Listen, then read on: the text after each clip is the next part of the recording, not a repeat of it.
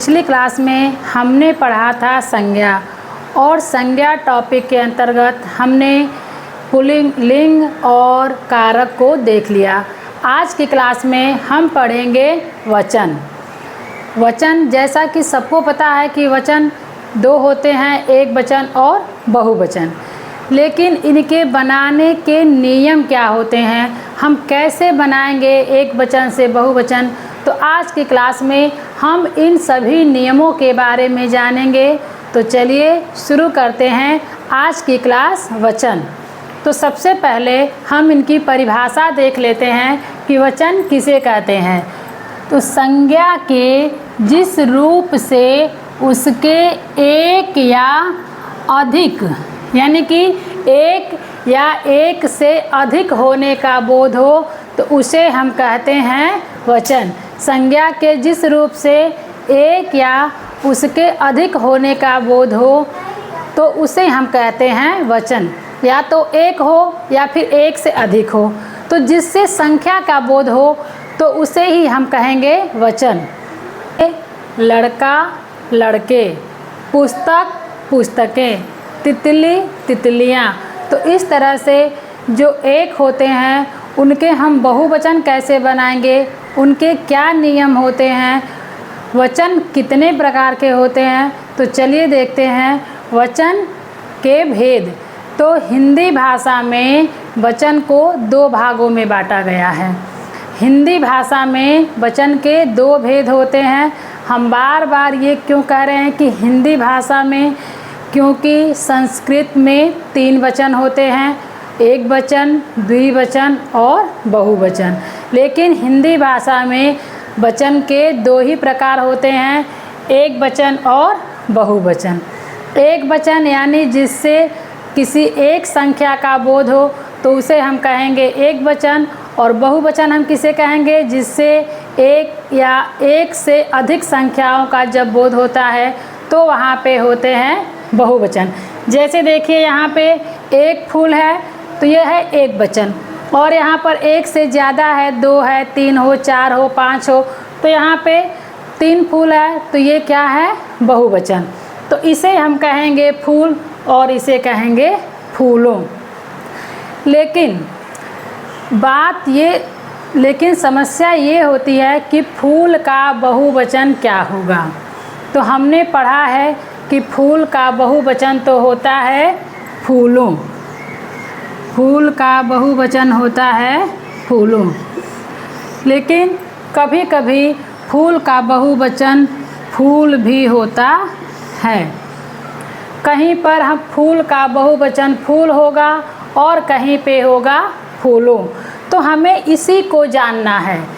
हमें इसी को जानना है कि ये क्यों होता है, क्यों कभी फूल को हम फूल ही कहते हैं, चाहे वो एक वचन में लिखे या बहुवचन में, फूलों को या फिर फूल को फूलों लिखते हैं, इसका बहुवचन रूप। जैसे इसी तरह से देखिए ये है लड़का।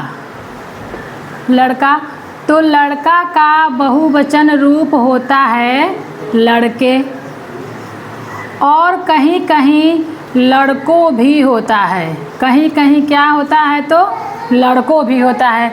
लड़का एक वचन है ये,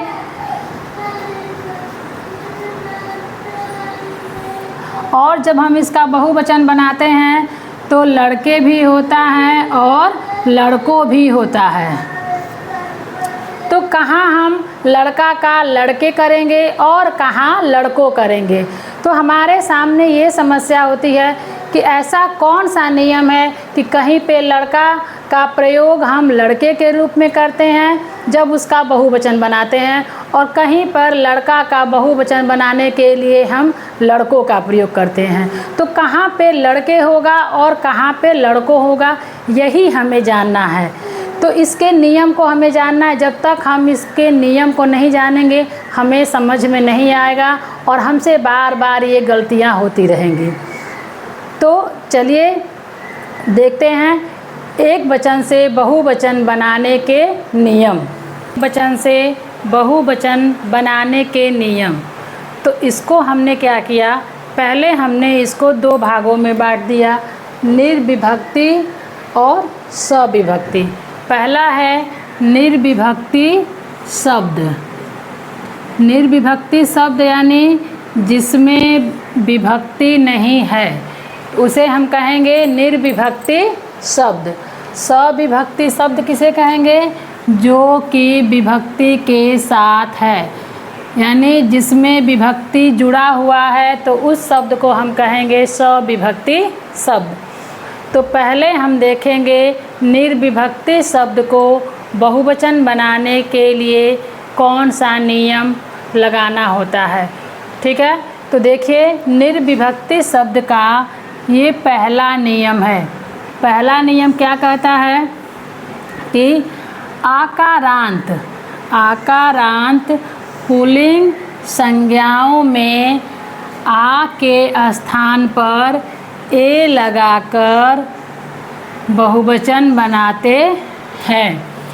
पहला नियम क्या कहता है कि आकारांत पुल्लिंग संज्ञाओं में, तो सबसे पहले तो हमें ये देखना है कि वो शब्द क्या होना चाहिए, तो पुल्लिंग हो, वो संज्ञा शब्द क्या हो, पुल्लिंग हो।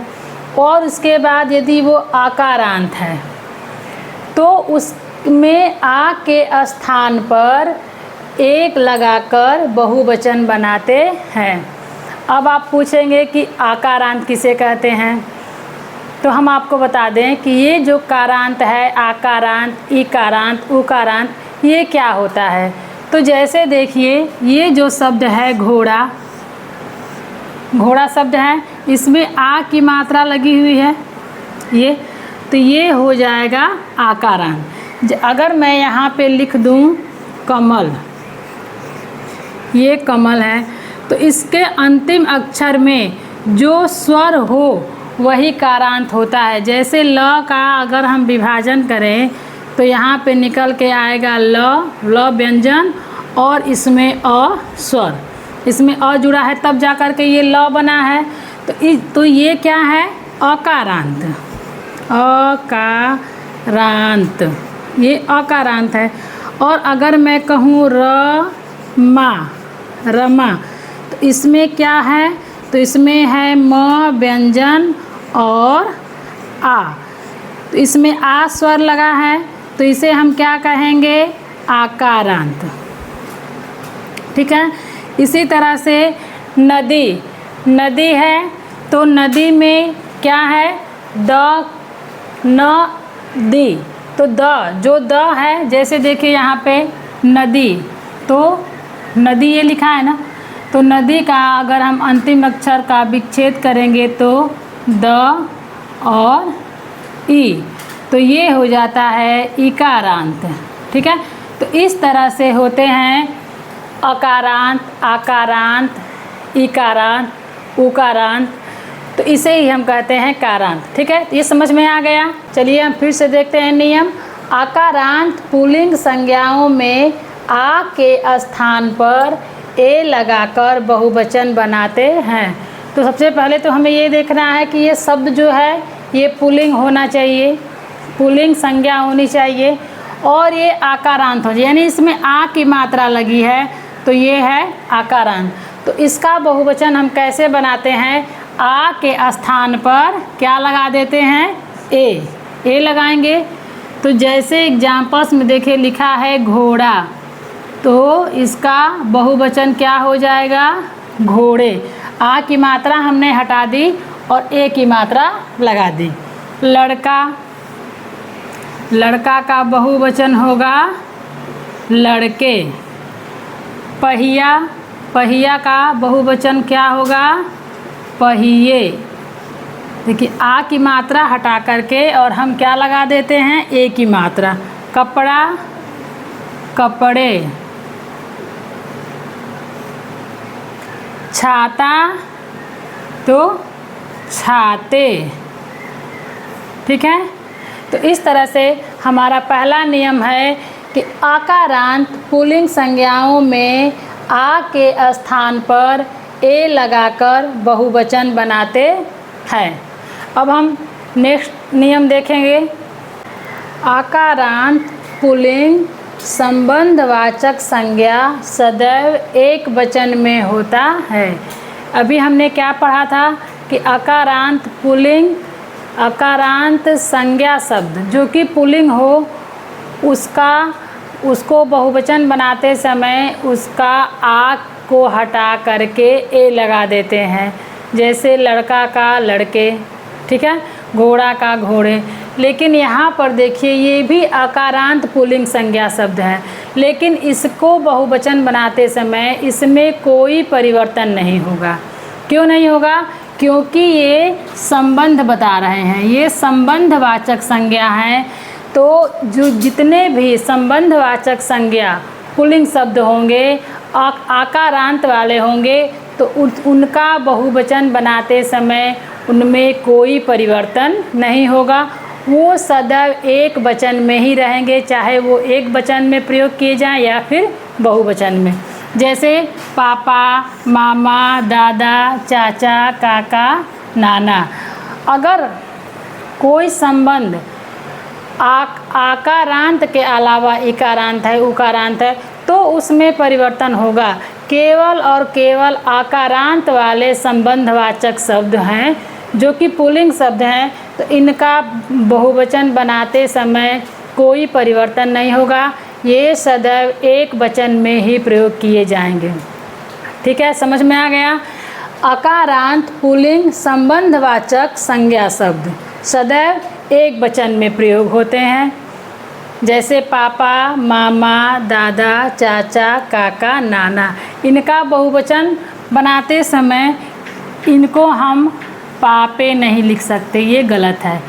चाहे वो एक वचन में प्रयोग हो चाहे बहुवचन में, दोनों में पापा ही आएगा, दोनों में मामा ही आएगा, चाहे वो एक वचन हो या फिर बहुवचन हो।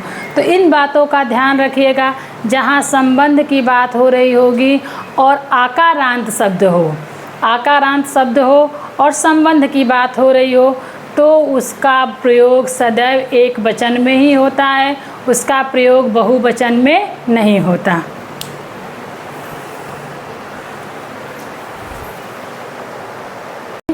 अगला नियम है अकारांत, इकारांत, ईकारांत, उकारांत, उकारांत। पुल्लिंग शब्द का प्रयोग सदैव एक वचन में होता है। क्या कह रहे हैं कि केवल और केवल आकारांत का ही प्रयोग बहुवचन में होता है, बाकी इन सभी का प्रयोग सदैव एक वचन में होता है, चाहे वो बहुवचन में हो या फिर एक वचन में हो। दोनों स्थिति में इनका प्रयोग एक वचन में ही होगा। एक वचन में भी ये शब्द वैसे के वैसे रहेंगे और बहुवचन में भी वैसे के, इनमें कोई परिवर्तन नहीं होगा। किसमें? तो अकारांत, इकारांत, ईकारांत, उकारांत, उकारांत। यानी जिस भी शब्द के अंत में अ आए, ई आए, बड़ी ई आए, छोटा उ आए और बड़ा उ आए, जो भी पुल्लिंग शब्द है जिसके अंत में अ हो, ई हो, ई हो, उ हो, ओ हो, तो वैसे शब्द का हम बहुवचन में प्रयोग करेंगे तो भी वह एक वचन के जैसे ही होगा, उसमें कोई परिवर्तन नहीं होगा। शब्द में कोई परिवर्तन नहीं होगा, चाहे वो एक वचन में रहे या फिर बहुवचन में। जैसे देखिए दिन, तो एक वचन में भी हम दिन लिखेंगे और बहुवचन में भी हम दिन ही लिखेंगे। फूल, फूल का एक वचन भी फूल ही होता है और बहुवचन भी फूल ही होता है। हाथ, हाथ बहुवचन में इसका प्रयोग करेंगे तो हाथ ही होगा, एक वचन में भी हाथ ही होगा। इसी तरह से देखिए भालू है, हाथी है, भाई है, इनका प्रयोग हम हमेशा एक वचन में जिस तरह से होगा बहुवचन में भी उसी तरह से होगा। जैसे देख लीजिए फूल खिला था, ये क्या है? एक वचन है, ये एक वचन है, फूल खिला था। अब अगर इसका हम बहुवचन बनाएं तो क्या बनेगा? फूल खिले थे, फूल खिले थे। अब देखिए ये हो गया बहुवचन। अब आप बताइए इसमें परिवर्तन हुआ यहाँ एक वचन में भी फूल है और बहुवचन में भी फूल है, इसमें कोई परिवर्तन नहीं हुआ। केवल फूल खिला था एक वचन में है, फूल खिले थे बहुवचन। क्रिया में परिवर्तन हुआ लेकिन संज्ञा में कोई परिवर्तन नहीं हुआ। इसी तरह से देखिए, हाथी नदी में नहा रहा था। इसका अगर हम बहुवचन बनाएंगे तो हाथी नदी में नहा रहे थे। अब देखिए, कहीं कोई परिवर्तन हुआ, एक वचन में भी हाथी है और बहुवचन में भी हाथी है, दोनों में सेम टू सेम है। एक वचन में भी हाथी है और बहुवचन में भी हाथी है। कहीं कोई परिवर्तन हुआ? नहीं हुआ। तो अब आप बताइए कि क्यों नहीं हुआ? क्यों फूल का एक वचन भी फूल हुआ और बहुवचन भी फूल हुआ, लेकिन जबकि हमने फूल का फूलों भी पढ़ा है, हाथी का हाथियों भी पढ़ा है ना आपने कहीं ना कहीं, फूल का फूलो, हाथी का हाथियों। तो फिर वो क्या होता है? उसका प्रयोग हम कब करते हैं कि जब हम फूल का बहुवचन फूलों लिखते हैं, हाथी को हाथियों लिखते हैं, तो उसका प्रयोग हम कब करते हैं? तो उसका प्रयोग हम तब करेंगे जब हम सविभक्ति शब्द पढ़ेंगे। सविभक्ति शब्द जब आप पढ़ेंगे तब हम उसमें फूल का फूलों करेंगे, हाथी का हाथियों करेंगे। ठीक है, इसमें देखिए विभक्ति नहीं है, ये बिना विभक्ति का आया है। ये संज्ञा, ये पुल्लिंग शब्द जो है ये बिना विभक्ति का आया है, इसलिए इसमें कोई परिवर्तन नहीं होगा। और जब हम विभक्ति वाला शब्द पढ़ेंगे तो उसमें इस जो संज्ञा शब्द है इसमें परिवर्तन होगा। फूल का फूलों हो जाएगा, हाथी का हाथी हो जाएगा।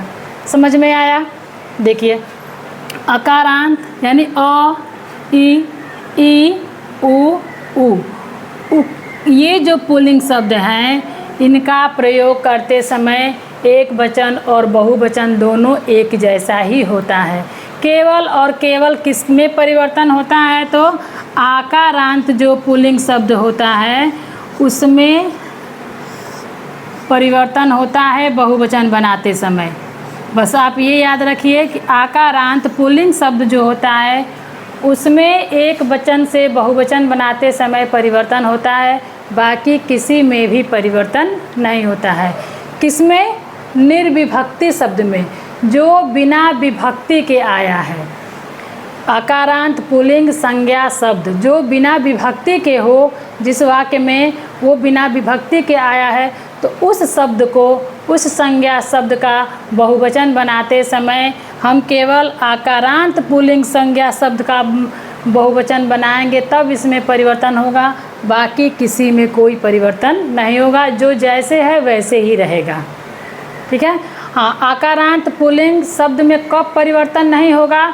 जब वो संबंध की बात हो, जब वो संबंधवाचक संज्ञा हो तो वो आकारांत रहेगा, तो भी वो हमेशा एक वचन में ही प्रयोग होगा, उसमें कोई परिवर्तन नहीं होगा। जैसे दादा, नाना, चाचा, पापा, तो इस तरह के आकारांत पुल्लिंग शब्द भी हमेशा एक वचन में ही प्रयोग होंगे। उनका बहुवचन बनाते समय भी रूप में कोई परिवर्तन नहीं होगा, वो एक वचन के जैसे ही होंगे। ठीक है, समझ में आ गया? जो बिना विभक्ति के हो, बिना विभक्ति के अकारांत पुल्लिंग संज्ञा शब्द का बहुवचन बनाते समय आ के स्थान पर हम क्या लिख देंगे? ए, यानी ए की मात्रा लगा करके हम बहुवचन बनाएंगे। इसके अलावा अकारांत हो, इकारांत हो, इकारांत, उकारांत या उकारांत, कोई भी शब्द हो, इसका बहुवचन बनाते समय कोई परिवर्तन नहीं होगा। जैसा एक वचन रहेगा वैसा ही बहुवचन रहेगा। ठीक है, इतना समझ में आ गया?